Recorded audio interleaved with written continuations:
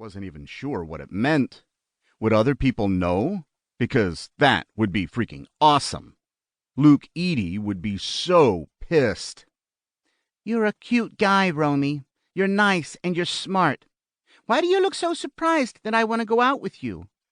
Please don't call me Romy. I hate that name. You're not answering my question. His ears grew hot. You're right. He sat up on the blanket and pulled his feet in under his thighs. The Shady Sun Water Park had to be at least 50 years old. Lots of trees, the only concentration of green that he'd seen since they landed in El Paso, provided shade from the blistering Texas sun, and he supposed that was why people flocked to the place. The water rides, though, were all in some stage of being broken. The slides had barely enough flow to keep the foam pads from getting stuck on the way down. The wave pool was better called a ripple pool, and the water reeked of chlorine. Corrosion caked every exposed plumbing connection. Roman didn't like the way the ticket taker at the peeling entry station was looking at him.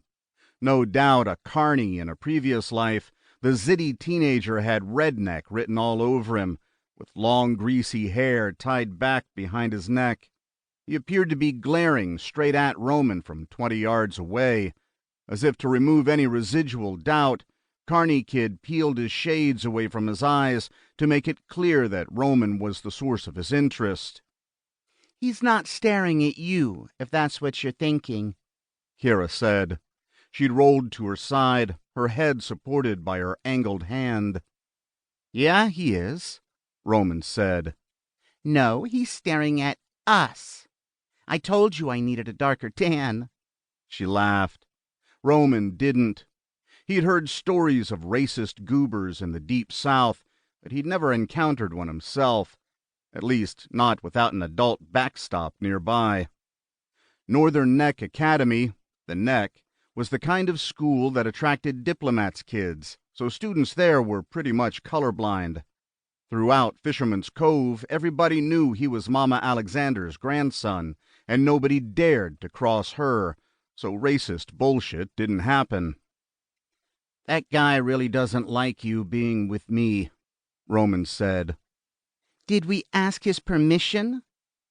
We need to get going. I'm not running away from that asshole, Kira declared. Don't think of it as running away, Roman said. Think of it as a last chance not to get sent home. If we can beat the bus back to the hotel and be waiting for the others when they get back. That's brilliant, Kira declared. She popped up to a sitting position and planted a kiss on Roman's cheek, following it with a big hug. He didn't know what to do. That'll piss Pizza Face off, she said. Meet at the gate? She stood. He stood too. Sure, 5 minutes? Kira reached out and twisted his nipple. He yelped and covered them up. Don't keep me waiting, she said. Holy shit! What was happening?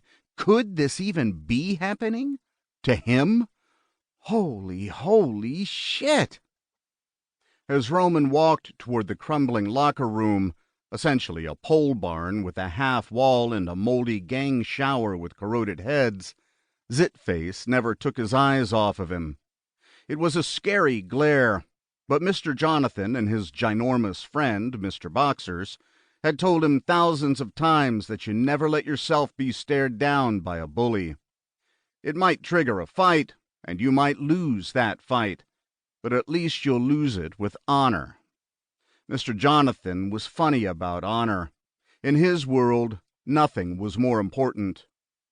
When Kira had thought up this escape, she'd thought of pretty much everything.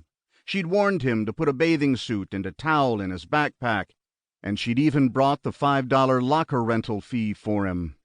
$5 for a dented school locker seemed outrageous, but everything in this shithole was outrageous. Holy shit! Kira Kelly pinched my nipple.